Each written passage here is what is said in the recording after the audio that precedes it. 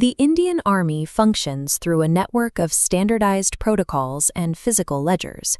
Every movement, supply requisition, and soldier status is logged by name, rank, and serial number, leaving little room for ambiguity in the chain of command. Yet, every September, a specific administrative routine would begin.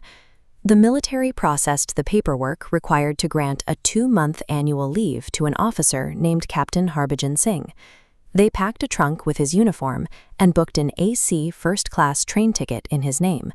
At the station, the departure followed strict military formality.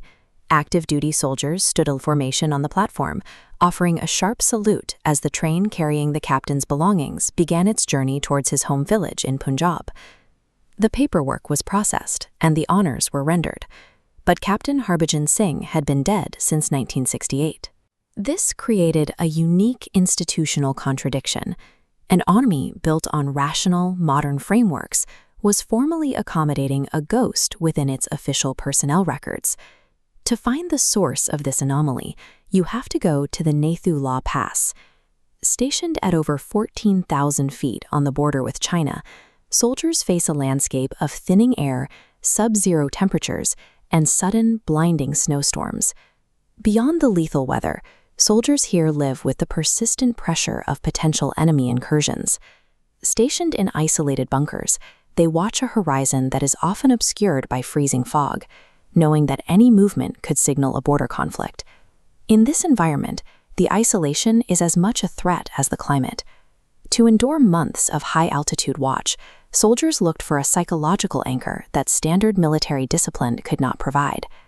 On October 4, 1968, 22-year-old Sepoy Harbhajan Singh was leading a supply column of mules toward a remote outpost.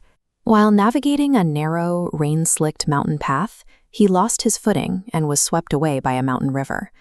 Because no one saw the accident, the military followed standard administrative procedure.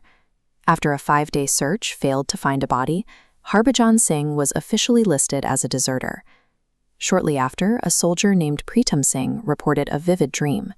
He claimed Harbhajan had appeared to him, described the exact nature of his death, and provided the geographical coordinates where his body could be found.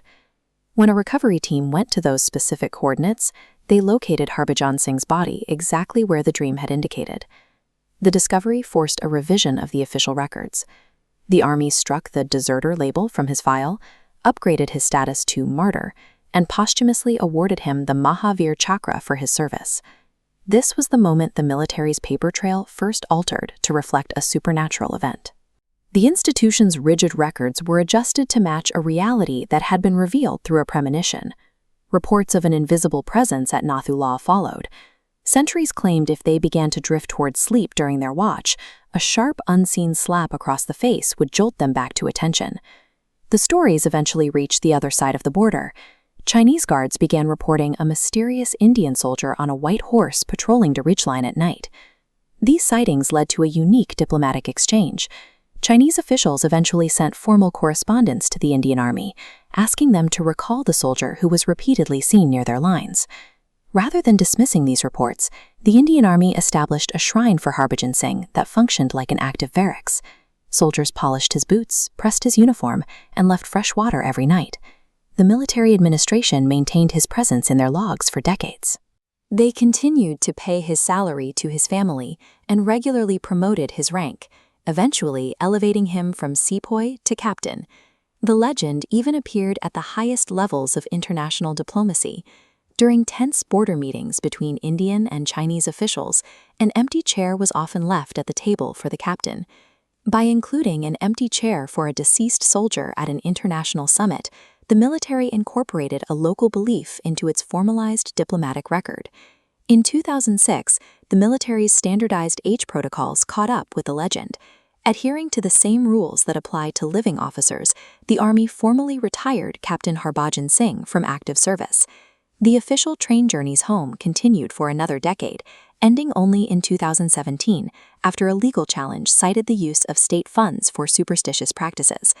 Despite these administrative changes, the environment at Nathula remains the same.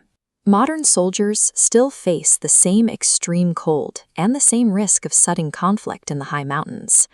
The Army maintained this formal recognition for 50 years, a period where the high-altitude conditions continued to test the endurance of every soldier stationed there.